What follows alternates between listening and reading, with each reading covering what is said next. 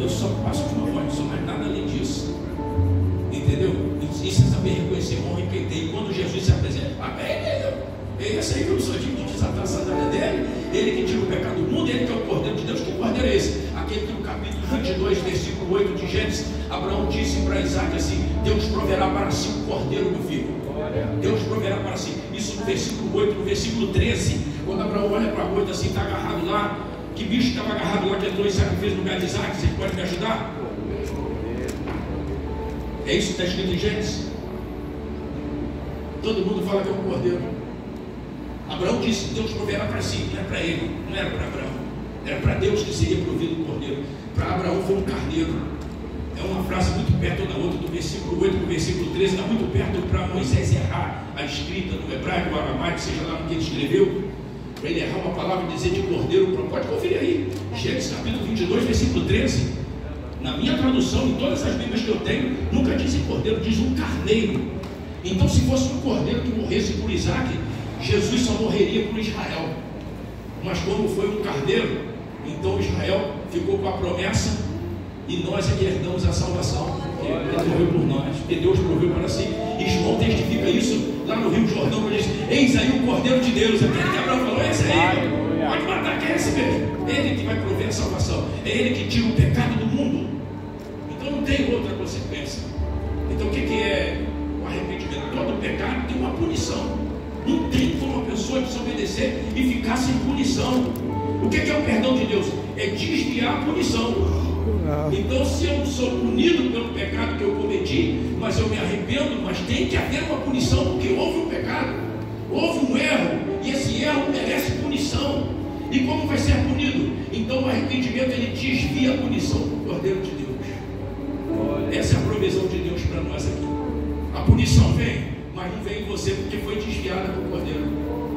É por isso que Deus proveu para ele, porque ele sabia que nós não teríamos condições de suportar a correção do Senhor. Só Jesus poderia suportar nós não teríamos essas condições. Então Paulo, no princípio de liderança, ele diz assim para os Coríntios, no capítulo 11: o que eu recebi do Senhor, isso também vos ensinei. Então Paulo não estava ensinando nada que não fosse de um líder.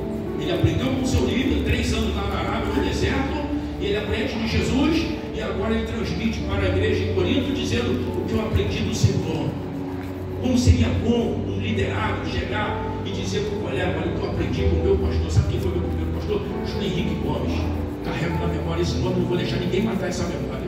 Pastor Júlio Henrique Gomes foi o meu primeiro pastor, segundo pastor, minha escola, minha faculdade, Cândido Rodrigues de Souza. Foi a minha faculdade, meu pai, meu segundo pastor. Meu terceiro pastor, João Camilo da Silva, é meu pastor presidente de honra da DC até hoje. Há 20 anos que eu sou presidente de uma igreja, onde foi o pastor João que me honrou, pastor João que me levou para a convenção, pastor João que me consagrou, pastor João que me abençoou. Como que eu vou deixar a memória desse homem morrer? Aí de mim, como líder, de não ter quem dizer assim, que eu aprendi do Senhor. Muitas coisas que eu faço no meu ministério hoje eu aprendi com o pastor João. Ele é mais durão, eu sou mais melancia, né? Todo líquido. Mas o pastor João era mais osso duro. E às vezes eu falava com ele assim: pastor João, tem que maneirar. Daniel, isso é fraqueza, Daniel, isso é fraqueza, não segue na sua fortaleza aí. Mas está lá até hoje sendo honrado.